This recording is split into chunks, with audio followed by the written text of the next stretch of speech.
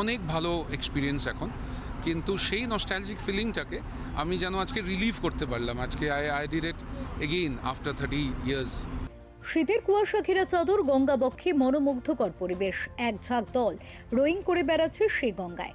দেখার জন্য মুখিয়ে দুপারের মানুষ। আসলে এটাই ক্যালকাটা রোয়িং ক্লাবের signature event Barrackpore row. British আমলে শুরু হওয়া সে ধারা বজায় রেখে চলেছেন ক্লাবের সচিব চন্দন রায়চৌধুরী। বাবুঘাট থেকে ব্যারাকপুর, সূর্যোদয় থেকে গোল্ডেন আওয়ার সূর্যাস্ত পর্যন্ত টানা রোয়িং চলল গঙ্গাবক্ষে। কলকাতা, হাওড়া, হুগলি, উত্তর 24 পরগনার মানুষজন পাড়েতে ভিড় করে দেখলেন সারিবদ্ধ রোয়িং। ক্যালকাটা রোয়িং ক্লাবের সদস্যরা থাকলেন লঞ্চে, সেলিব্রেট করলেন সিগনেচার ইভেন্ট। ইতিহাস বলছে এই রোয়িং উৎসব আজকের নয়। সিপাহী বিদ্রোহের 1 বছর পর 1858 সালে সে সময় হুগলি নদীর ধারে গড়ে উঠেছিল ক্যালকাটা রোয়িং ক্লাব। তখন কলকাতায় দেশের রাজধানী। সেই সময়কাল থেকে শুরু হয় গঙ্গাবক্ষে রোয়িং। পরে নদীর যানবাহন বেড়ে যাওয়ায় আর ক্লাব সরে যাওয়ায় তা নির্দিষ্ট একদিন পালন করা হয় ঐতিহ্য মেনে। সেই পরম্পরা ধরে রেখেছেন ক্লাবের সচিব চন্দন রায়চৌধুরী, যেখানে রোয়িং এর পাশাপাশি সদস্যদের বিশাল বোটে ভ্রমণ করিয়ে তিনি উৎসবের আকার দিয়েছেন। ক্যালকাটা রোয়িং ক্লাবের দীর্ঘদিনের সচিব চন্দন রায়চৌধুরী বলেন, প্রতি বছরই আমরা এই অনুষ্ঠান করে থাকি। রোয়াররা যে গঙ্গাতেও রোয়িং করতে পারেন তার দৃষ্টান্ত তুলে ধরা হলো।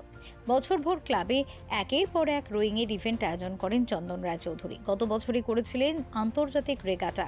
এবার জাঁকজমকপূর্ণ অনুষ্ঠান করেছেন বর্ষ শেষ থেকে বর্ষ শুরু। এবার গঙ্গাবক্ষে সিগনেচার ইভেন্ট করে তাক লাগিয়ে দিলেন সিআরসির সচিব চন্দন রায়চৌধুরী।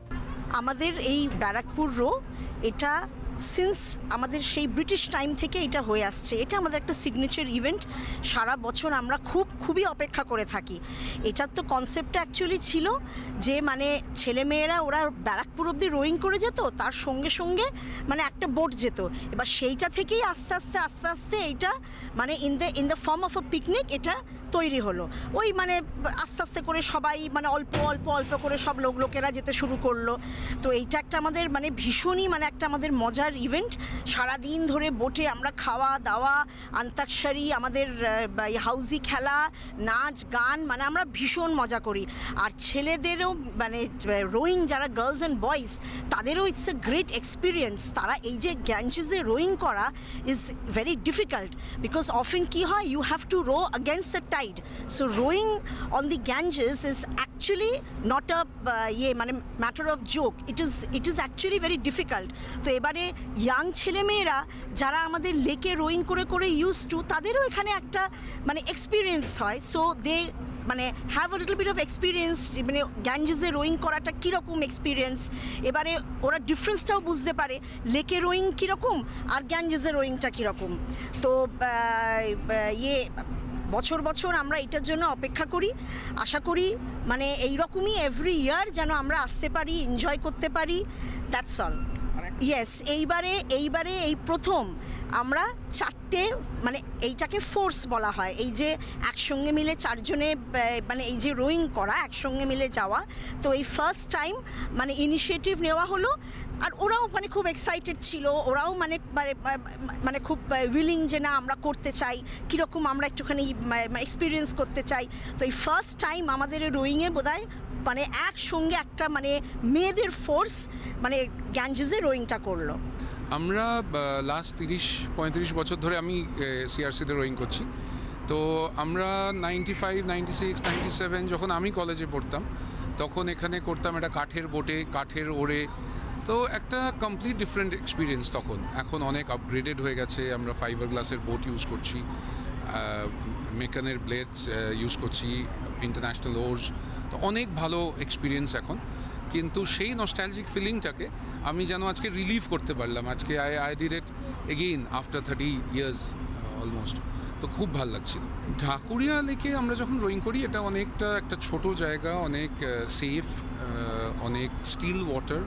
এখানে গঙ্গাটা অনেক বড়, অনেক ডিপ। একটা মানে বাই চান্স যদি একটা মিসঅ্যাপ হয় তাহলে রিস্ক ইজ মাচ মোর। তো এখানে এই চপি ওয়াটারে রোয়িং করাটা, ভ্যারেজ আমি যদি ইন্ডিয়ার আর জায়গায়, আমরা যখন ভোপালে রোয়িং করেছি, চণ্ডীগড়ে রোয়িং করেছি, আলেপ্পিতে রোয়িং করেছি, অনেক জায়গায় এরকম ন্যাশনালস লেভেলে রোয়িং করেছি, সেইখানের জলগুলো কিন্তু অনেকটা আমাদের এই গঙ্গার জলের মতো, একটু চপি, একটু ইয়ে।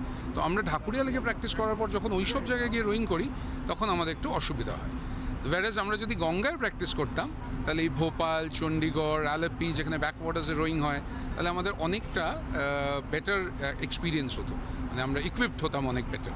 হ্যাঁ, গঙ্গায় আমরা যদি রেগুলার রোয়িং করতে পারি, অ্যাটলিস্ট আমি আজকে কোচের সাথে এটাই কথা বলছিলাম যে at least once a week or twice a week rowing করলেও এই যে এক্সপোজারটা হবে, কারণ আজকে বাচ্চারা বলছিল যে স্যার আজকে ভোপালের মতো লাগছিল, আজকে চণ্ডীগড়ের মতো লাগছিল, ওইখানে আমরা যখন ঢাকুরিয়া লেকে প্র্যাকটিস করে ওখানে গিয়ে ওরা জলে পড়ে তখন রেসের সময় একটু ওদের অসুবিধা হয়।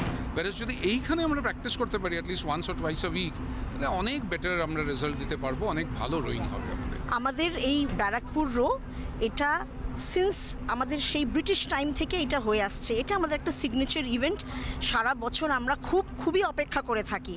এটার তো কনসেপ্টটা অ্যাকচুয়ালি ছিল যে মানে ছেলেমেয়েরা ওরা ব্যারাকপুর অবধি রোয়িং করে যেত, তার সঙ্গে সঙ্গে মানে একটা বোট যেত, এবার সেইটা থেকেই আস্তে আস্তে এইটা মানে in the form of a picnic এটা তৈরি হলো। ওই মানে আস্তে আস্তে করে সবাই মানে অল্প করে সব লোকেরা যেতে শুরু করলো। তো এইটা একটা আমাদের মানে ভীষণই মানে একটা আমাদের মজার ইভেন্ট।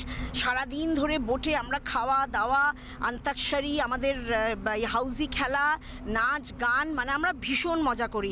আর ছেলেদেরও মানে রোয়িং যারা গার্লস অ্যান্ড বয়েজ, তাদেরও ইটস এ গ্রেট এক্সপিরিয়েন্স। তারা এই যে গ্যাঞ্জেসে রোয়িং করা is very difficult, because often কী হয়, you have to row against the tide.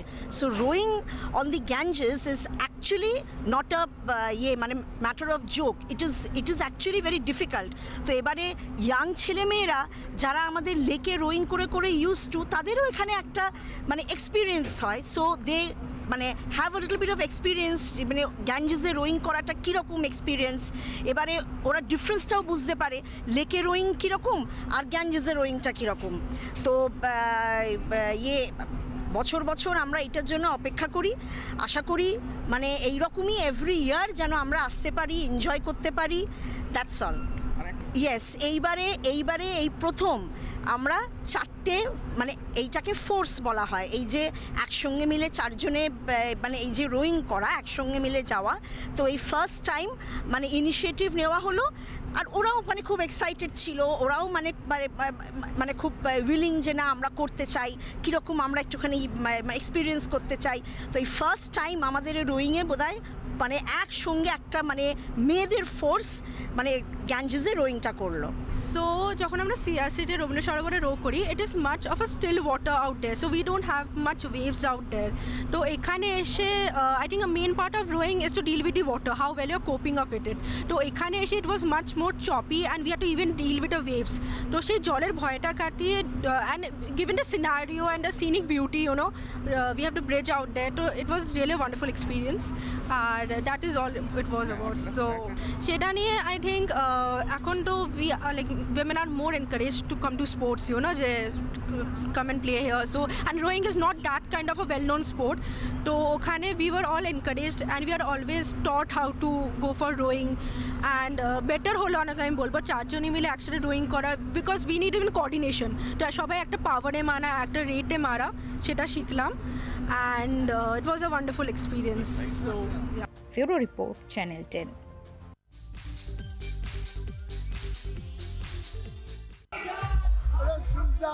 ভালোবেসে বলেছেন, আমরা চাই যে এই ধরনের একটা কর্মসূচি সব অঞ্চল হওয়া উচিত।